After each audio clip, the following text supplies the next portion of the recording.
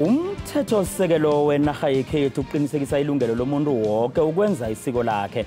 Ngokomhlolo wamalungelo kuthiwa umuntu wesiko akangadinywa ilungelo lokuthabela isiko lakhe, ukulandela ikolo yakhe namkha ukusebenzisa ilimi lakhe.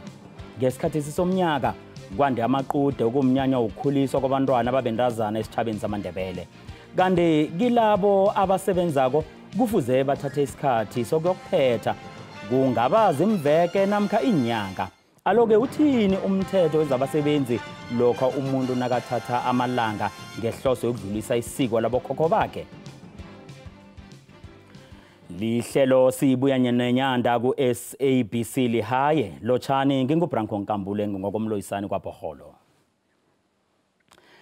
Ngekuthomeni komnyaka lo kwavuka irawurawu esithabathabeni sentolo ngakwamhlanga ngesifundeni seMpumalanga. Inhlangano zomphakathi zavala isithabathabesi zifuna bona umntazana waqotshwa sitolo esikhulu ngokuthatha amalanga emsebenzini wayokuthomba abuyiselwe emsebenzini. Umthetho wezabasebenzi welizweli uyamkatelela umuntu bona athatha amalanga athileko ngomnyaka ekungabange ukuphumula namkha ukugula. uFilimon Sikhosana uphume wabuya nenyanda. Isiphithiphithi saphakathi nonyaka senza kwebudisi ukuthi abantu bakapa amalanga okwenza iminyanya phakathi komnyaka. Lokho kubangela ukuthi abantu bayasebenza nabantwana basenkolweni. Yeke kusetshenziswa isikhathi samaholiday ukwenza iminyanya. Ngokuya ngomthetho wabasebenzi welizweli, umuntu osebenzako unamalanga ali-12, 21 ukuya kuphumula ngomnyaka. Amalanga lawo angawathatha ngengigaba ezihlukahlukeneko. Bakhona abawathatha wonke ngesikhathi sinye, kube nalabo abawathatha ngengikhathi ezihlukeneko. Abasebenzi bavamise ukuthatha amalanga we-leave ahlukeneko lokha umuntu azokubhalelwa ukungena emsebenzini. Kunamalanga okugula umuntu angawathatha kwaphela lokha azokuletha ngaphambili incwadi evela kudorhodere etshoko bona mbala umuntu lo bekaphathekile. Njengoba nasabantu abanzima sinamasiko ahlukeneko ekufuze siwaphethe. Kwesinye isikhathi amalanga la ayasebenzela kuthi kwamanye bhale. Ekuthomeni komnyaka lo kwaqotshwa umntazana emsebenzini okulandelwe ukukholiswa ngesiko lesindebele elibizwa ngokuthi kuthomba. Umntazana lo wafumana incwadi ngekosini etshoko bona ukhombela amalanga athileko ukuyokudluliswa, kodwa wathi nakufuze abile emsebenzini wathola bona akasanawo umsebenzi. Kuthi abaphathi bamthatha njengomuntu obalekileko emsebenzini. Lesi senzo savumbulula imibuzo eminingi nazizindabeni yencwadi zamakhosi nokuthi imithetho yamakhosi inamandla kangangani nayilinganiswa nomthetho wezabasebenzi etlanywe ngokwesikopilo labamhlophe. Kwakungasinge ukuthoma kuzwakala imibiko yokuthi umuntu uqotshiwe emsebenzini ngombana yokuphetha isiko lakhe. Ngesikhathi sengoma kwaba nesinye sehlakalo sokuthi amasokana aphelelwe umsebenzi emayini ethileko ngombana akhambi ayokuwela. Kwaba nesinye godi sehlakalo esabi kwako sikamma owayokwenda ngesinto. Okhunyeke abantu abanzima nawuvelwe lelife elinzima ekhaya kuthatha amalanga ambadlwana wokulungiselela umngcwabo, kanti nayikhibe ngubaba oleleko namkha ngumma umlinganakhe unikelwa nesikhathi sokuzila esingaba zinyanga ezintathu ukuya eminyakeni. Kanti ngokuya ngomthetho wabasebenzi umuntu namalanga amathathu wokuliliswa angawathatha emsebenzini okuhlathulula bona isikhathi sokuzila ngokomthetho wabasebenzi asikho. Isehlakalweni somntazana waqotshwa emsebenzini ngemva bona yokuthomba, ihlangano elwela amalungelo abomma ihlanganani bomma 22 ngokubambisana namakhosi bahlela ijima lokujagala kwayokuvala isithabathaba sentolo sakwamhlanga bafuna bona umntazana waqotshwako abuyiselwe emsebenzini. Usihlalo wehlangano li uMamsimasemula uthi qhakathekile ukusebenzisana kwengikhampani namakhosi. Siba nenkinga-ke ukuthi amakampani amaningi awahloniphi incwadi ezibuya emakhosini, lezi ezibawela abasebenzi ukuthi bavunyelwe ukuyokwenza isiko. Kunencwadi abantu abazitholako navane mhlambe umuntu agula ekwadokotela. Incwadi lezo ziyahlonitshwa zithathelwa phezulu zinkampani ezihlukeneko. Kodwana incwadi evela ngebukhosini ebawela umsebenzi ukuthi ayokwenza isiko aphiwe amalanga, esikhathini esiningi amakampani awazi approve incwadi ezinjalo. Lokho kuba nomphumela wokuthi ngoba umuntu yena kumele ayolenza isiko liyimvelaphi yethu, ekugcineni athi nakabuyako aqotshwe emsebenzini nekuyinto engakameli ukuthi yenzeke. UMasemula uthi abasebenzi abahlele kusesenesikhathi lokho nabaziko bona bayokwenza iminyanya. ukuthi abasebenzi nabo abafake incwadi zabo kusesenesikhathi esaneleko. Ngiyabekisa mhlambe umuntu uyazi ukuthi unyaka nakuyo uyasikima waka-2024 uzokuyokwenza isiko. Kanengi uthola ukuthi umunye uyazi ukuthi ngoDisemba uyokwenza isiko or ngoMeyi ngoJuni uyokwenza isiko. Besifaka ukuthi unyaka awuthi nawuthoma usikima bathome baye emakhosini babawe incwadi ezizokuthi ukuthi sibawa amalanga ukuphumula angaka ngesikhathi esinje. Thola ukuthi mhlawumbe umuntu bala 6 months before. Usenzelela ukuthi ngoba bona banamalanga ukuthi bamphendule. Senzelela ukuthi nabamphendula kube kusesenesikhathi esaneleko sokuthi nangabe impendulo ayanelisi nathi siyihlangano sikwazi ukuthi sihalebhane nesitshaba. Ukudlulisa kusile isiko elikhona kwaphela ebantwini abanzima kunokuthwasa okuthatha iinyanga ezingaphezulu kwezisithandathu. Aloke thiwani emntwini ibekayokuthwasa nakatubuye emsebenzini njengombana abanye babo umuntu uthatha lidlozi asanyamalale kwazi-ke ngemva kwesikhathi bona uyokuthwasa. Umbuzo osala kukikho konke lokhu uthi ingabe uthini umthetho ngokwamukeleka kweencwadi ezikhutshwa amakhosi ezinikela umuntu igunya lokuphetha isiko. Ingakhani kusasenokhunye ekufuze kukhibelelwe emthethweni wezabasebenzi wamukele nesikopilo labantu. Umbuzo lo zokalako bonyana bathini bomthetho wezabasebenzi athini amakhosi sizokuzwa nasibuyako njengoba nasimeme bomnyango wezabasebenzi kunye nabajameli bamakhosi ngehlangano yamakhosi iContralesa. Sibuya nabo nasibuya ntolo.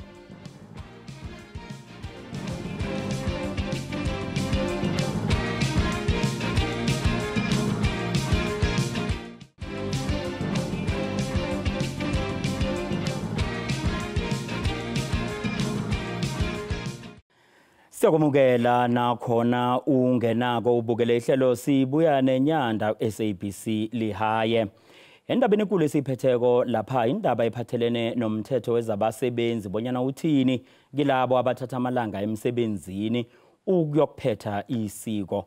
Ngakelinye ihlangothi sizwe kodwa ngoba isiko lisezandleni zamakhosi sizwe bonyana ngikuphi okungabazi inluleko eziya emphakathini ukusombulula unomphela lomraro obakhona qobe nadlula lesi sikhathi somnyaka. Asamukele lapha endlini zethu zokurhatshela uadvocate Michael Msiza omhloli emnyangweni wezabasebenzi. Mholozi Mathethela. Ngithokoze kakhulu Msuthu ngilotshise bonke ababukeli. Siyathokoza ufika kwakho akasiyedwa ukhambisana nobaba uNkosi Thugwana olilunga eliphezulu esigungweni esiphetheko ngaphasi kwehlangano yamakhosi iContralesa. Thugwana. Sithokoze Nkambule lotshise nababukeli emakhaya. Indaba nkulu Thugwana isenlilweni ezibakhona kungangani ukuthi zifike lezi lilo lapha emakhosini khulukhulu nakwenzeka leminyanya sesibala nangesikhathi sengoma. Khona Nkambule inlilo zihlala zikhona.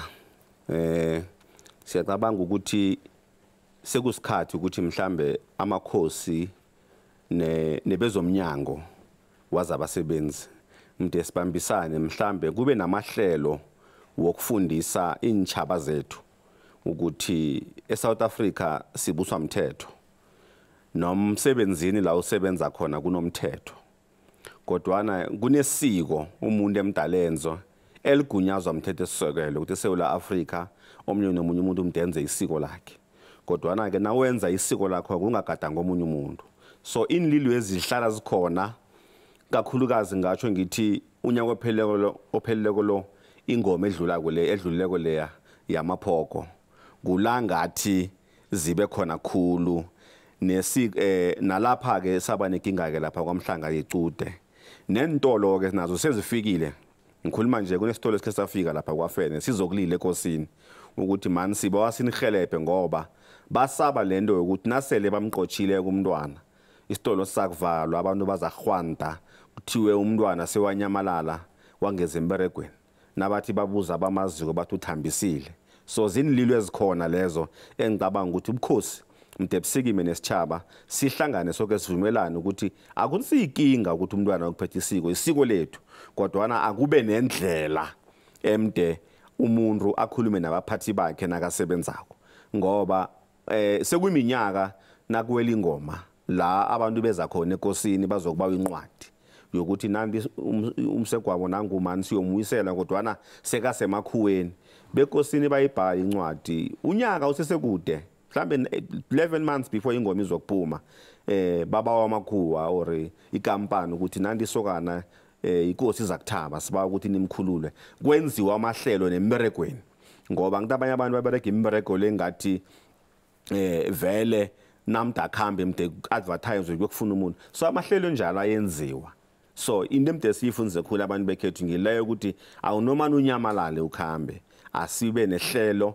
esilandelako sazise abasebenzi abakuphetheke kwekampanini ukuthi nangabe bayala kulake mhlambe ke isikhathi sesekhona uzakuze enkosi kusikinga ubukhosi ke buyokuhelebha ngoba ngicabanga ukuthi lapho uadvocate umlingani uzangena kakhulu kwezomthetho ngoba umthetho lo sinokuhlola kancane kunalento lebathu idiversity emthethweni apha uzayisho ikhona idiversity ukuthi nawumphathi wekampani umde wazi ukuthi uphethe abantu abahlukahlukeneko and namasiko abakafani mntu ba accommodate ngiyathokoza Mholozi indaba kulu iba ukuthi kwangathi umthetho weSouth Africa awamukeli amasiko ukhambisane namasiko kodwa nofuna amasiko akhambisane nawo umthetho lo kungihlathulule ngithokoze kakhulu babukambule bengithokoza nakubabukeli bethu ngisho ngithi umthetho osisekelo weSouth Africa uyawahlonipha amasiko begodu nomthetho okhona womnyango wezabasebenzi okumthetho wamalungelo abasebenzi okuthiwa i-Basic Conditions of Employment Act uyatsho ukuthi amakhefu akhona ngwaphi noma amalifa akhona ngwaphi ugagula ngegama amalifa afana nokuphumula lokho kumele ukuthi usuzibawela ukuphumula lokho ugulako lokho usebantwini nalokho velelwe lifu elinzima bowutsho-ke ukuthi kunalokho esikubiza ukuthi malifu ekhethelo noma akhefu ekhethelo akubizwa ukuthi ma-special leaves konke lokho esikhuluma ngakho wela ngaphasi kwama-special leave angagagulwa kwemthethweni apha kodwa umthetho ovuma ukuthi imigomo yamabubulo ingaba nama-special leave iqalelela ukuthi lokho omnako ukutlola inhlahlubo zakhe apho ithuba lokho ukutlola inhlahlubo kufaka hlangana-ke nalokho akumuntu-ke nakhibe-ke uyokwenzisiwo-ke uyathomba noma uyawela noma-ke ujamela union noma uyokuthwasa ukuthwasa ngaba kuthwasa ukuthi abe sangoma noma ukuthwasa ukuthi abe umfundisi lokho kwela ngaphasi kwama-sabbatical leaves okwela ngaphasi kwama-special leave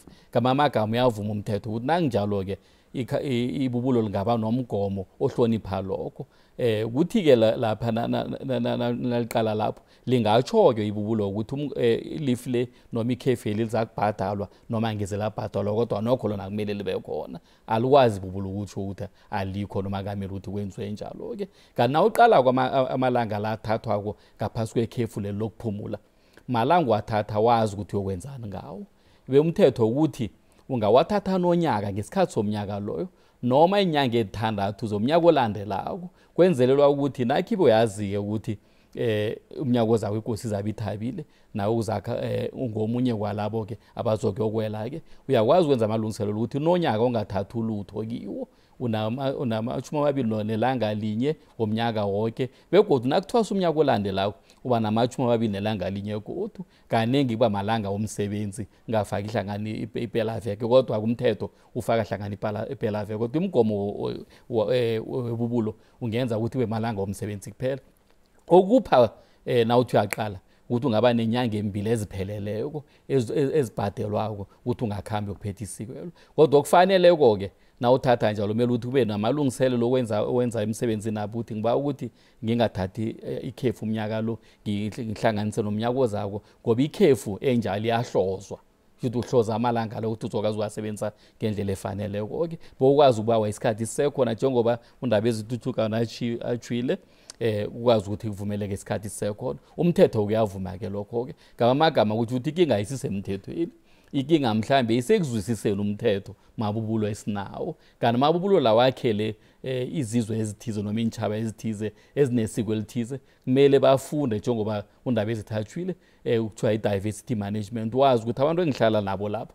noma abasebenzi bamaba banenkolelo ezinjani banamasiko anjani okumele ukuthi wazi ukuthi amasiko lawa nenkolelo zabo mbala zizoba khona imthelela iba khona emsebenzini kungakho nelanga lamagugunani nemsebenzini liba khona ilangelo kuthiwa langa lamagugu namhlanje omnye nomnyaka enza isikhabo ukuze umqashi akwazi ukubona kuhle ukuthi konje lapha abasebenzi balapha emhlobo muphi benzani asakwenziwa ilanga lamagugu ukuthi igidwe kuliswe lapho kuqalwa nokuthi imthelela ezoba khona emigomeni yebubulo ngimiphi ibubulo lakhiwe kuphi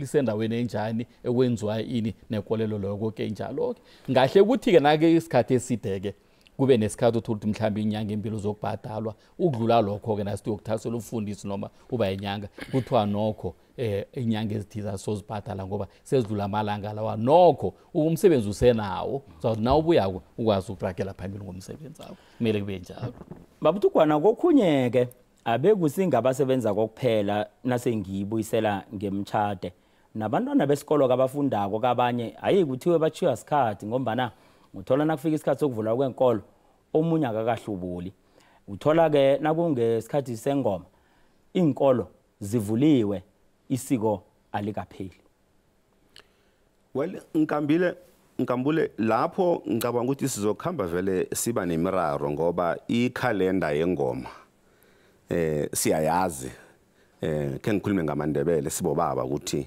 sicala ini khamba njani kungakho vane kwenzeke ukuthi bayabawe enkolweni ukuthi bobaba sibawa ukuthi bonke abantwana abayokwela kulonyaka abakhulume in time esikolweni babenzele nehlelo lokuthi nababuyako bayokufundise kanjani ngoba i-curriculum yona ijam abantwana basele ekhaya bayafunda so yinto ehlala isibamba ke leyo and uyakhumbula ukuthi simandebele sinje singenkoro ngenkoro ukuthi ngumango wakuphi kunabanye ngikhuluma nje inkolo zicede mhlamba abantwana banemveke endathu bacedile ukubhala bakutshele ukuthi umntwana ukuluma ibhuku abantwana bayathambisa amanye icude lakhona ligcine lingeni 30 zaka December then inkolo ziyavulwa mhlambe ngabo 15 umntwana usesengikhaya usengakahlubuli zizinto esikhamba sihlangabezana nazo lezo engicabanga ukuthi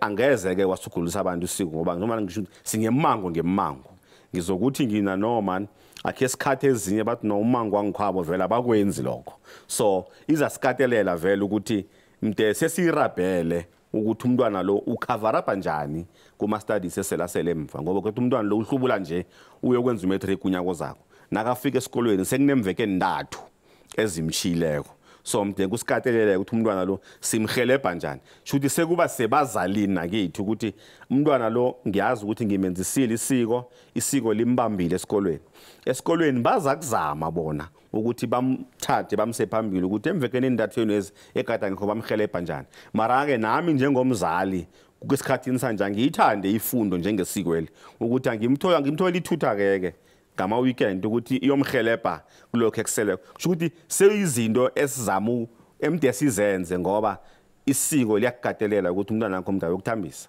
akunanto zayenza Mholozi ke wayiveza lapha nobaba uThugwana nawe uyayikhuluma indaba yalapha emsebenzini ukuthi kufanele abaphathi bazwisise kodwa ekuhlolweni kwemisebenzi kukangangani ukuthi inkampani zihlolwe emithethweni yazo ukuthi ifundiso yazo le ezokubizwa ngokuthi orientation ingangani ekuzobasiza ukwenza abasebenzi bazwisise imithetho yecompany leyo begodu bakwazi ukwamukela ukwehlukahluka kwabantu abanamasiko khulukhulu emiphakathini yamasiko kumele kube njalo babukambula kumele kufike la kubonakala khona ukuthi amakhampani la eyenza orientation leyo nawo amakhampani la kufanele ukuthi kufike la nathi sikwazi ubabonisa ngemigomo ekumele ukuthi ibe khona imigomo emihle emsebenzini kanti nabo okukhona okukhulu inkinga esesibe nayo ukuthi ngangakuzwa ukuthi ama-union mhlambe alwela into ezifana nalezo uthola ukuthi azibi khona ku-agenda union noma ehlelweni le-union ukuthi kazi nasi nje siyi-union ejamile bona abasebenzi abakhe besikhanwa ukuthi nokho umnaka wokuthomba athole imali yakhe epheleleko, umnaka kwela athole imali yakhe epheleleko, umnaka ukuthwasa uba umfundisi noma ukuthwasela uba inyanga akathole imali yakhe epheleleko, isabbatical leave ekhona ibe ilife ebhadelwako. Konke lokho yipi ekumele ukuthi ilwe ema-union ukuthi ibe njalo. Umthetho ungapha ubuncane bakhona ukuthi kufike lapha-ke okumthetho wabasebenzi otshoko ukuthi njengoba ngisitsho ukuthi nokho inyanga embili ezingabhadalwa nakuhlanganiswe ilife yomnyaka lo nomnyaka olandelako iqude elidlule noma ukwela kudlule. Kodwa kwamanye amalife afana nokuthwasa nani ngamele ukuthi awalwele ema-union ukuthi ivela kancane khulu nakunjalo kakube malungelo abakhona afakwe emthethweni. Kodwa kumele siwenze uqinisile ondaba ezithuthukwane kusebenzisana ne-contralesa ukuthi emphakathini efana nale sinande sibizwa sizokuthula inkulumo efana nale. Kanti-ke noma senza nje sikhuluma nje ngiyacabanga ukuthi nokho abanikazi bamabubulo nabaqatshi abalaleleko nobaza kubukela ihlelweli khona bazakuzuza ukuthi kumele ukuthi imigomo yabo ikhambelane namasiko akhona laba benza ibubulo khona. Sesivala babuthukwana isiko lisengozini engangani abanye bagcine sebasaba ukwenza isiko ngebanga lokulahlekelwa ngilokho ababona kuzobalahlekela ngemisebenzi nangefundo nangabe asitholi isombululo sasafuthi. Hey lapho ngikambule uqinisile ukuthi kuzokuba nabantwana abazokuthi kunokuthi ngilahlekele embereko ngcono kujama isiko. Kungakho ngifuna ukuvumelana noMathethela umntwana inkosi uNdaba ezitha la ukuthi inhlangano ezinjengabo contralesa namakhosi kuzasikatelela ukuthi vele mntu esihlangane kube nama awareness nangaphandle kwama awareness siyucala nomthetho ukuthi into lesingayiraga kangangani ngomthetho ukhuluma ngendaba yama union. Sikhulume nawo ama union ukuthi nawo akasihelebhe entweni le ngoba akusizi akayoba kuhle ukuthi umntwana alahle isiko lekhabo ngoba sabo ukuthi nangesikweni vele umberego uphelile.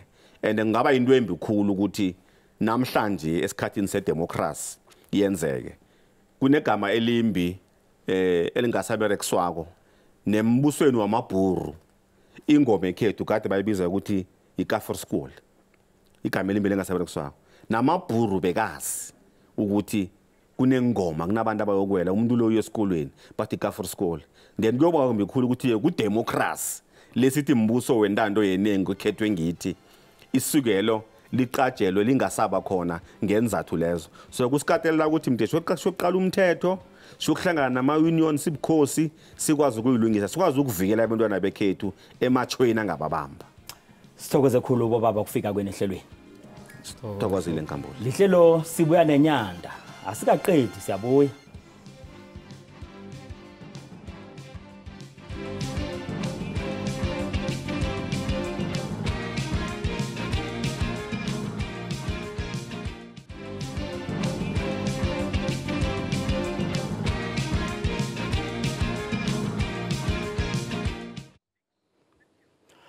Ukukhunjulwa kwamakhosi amadala kutsho ukubulunga isiko labantu elimumethe ilimi labo nesikopilo.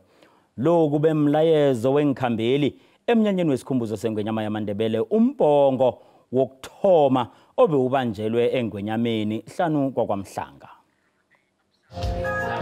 Njengemhleni ubuhle bomnyanya wesintu namagugu ukhakhazisa igido nevunulo. Bekunjalo-ke nakuleli hlandla emnyanyeni wengwenyama umbongo wokuthoma. Ingwenyama umbongo wokuthoma ngowabusa kokugcina endaweni yakomjekejeke ngehlagweni Mpumalanga ePitori eGauteng ngaphambi kokuthi aphume ngo-1912. Ukuphuma kwaMandebele komjekejeke kwabangela ukungaphathwa kuhle umbuso we-Union of South Africa nama-missionary we-Berlin Mission eWalmanstal. Isitshaba esasala sakhutshwa ngekani ngomthetho wokususwa kwabantu abanzima endaweni ezifunwa umbuso wangaleso sikhathi. Amakhosi nabaholi ngokuhlukahlukana bawuhlangela umnyanya lo. Umkhwezeli wehlangano yamakhosi eselinomnyaka isunguliwe iRoyal Leaders of South Africa iRolesa umntwana inkosi uManene Tabane ngomunye wabo. Ngesilungu kuye kuthiwe iculture language is the carrier of your culture ngesilungu. Now ukuba ngaba awulwazi ulwimi lwakho awuzozazi uba ungubani awuzozazi uba isiseko sakho sithini. Funeka ke ngosizama ukukhuthaza kuphuhliswe intetho zethu ngoba zizo ezigcine amasiko nezithethe wethu. Amalunga omphakathi athokozela ukubahlangana namakhosi emnyanyeni. Abanye bathi njengaboma bangathanda bona amakhosi asizwe isililo sabo nomhlago nenitshijilo abaqalene nazo. Ngingathokoza kakhulu begodwa ngingajabula. Amakhosi makangasimela siza sibabantu besifazane silila kibo sinenkinga. Kube ngiwa amakhosi masifika sizoceba kibo. Bathathe inkinga esinazo bazithathele amagadango. Umnyanya lo ongowehlandla lesine ugidingwa ngaphasi kobukhosi besitshaba sakwaManala. Inkosi yakwaManala uLibandla Mabhena yethula inkulumo yelanga. Ngakhumbula ukuthi inyanga kaNobayeni kuyinyanga lapho esiqalile khona silwa nokuhlukunyezwa kwabantwana naboma siqalile naleyo ke. Mara kuye siqalile kwasakhuluma kakhulu ukuthi njengobukhosi kubalulekile ukuthi simache sigidinga sibe nendima esidlalayo ukuthi abantu abatsha abathoma ukuvota sibakhuthaze ngoba le nto yevote kuyinto esicabanga ukuthi abantu abanzima fanele sithathele phezulu ukuthi isitshaba sekhethu asiye emavoteni ama-first time voters siwaduduzile khulu-ke ukuthi ababerisi ithubeli bayokuvota njengoba bevota abantu abamhlophe kuphela. Sizwene-ke nokuthi umnyanya lo we-youth sizowuphusha umnyaka nomnyaka sifuna ukuvuselela amasiko sifuna ukuvuselela isintu nokuvikela isintu sethu njengoba sinentshijilo eziningi esibe nazo iminyaka le. Mziwa kwamakoro liphelela lapha ihlelo lethu ebese kuphathele khona kwanamhlanje sekungakho asibonane kodwa ngeveke zako ngesikhathi esifanako ezela kogosi.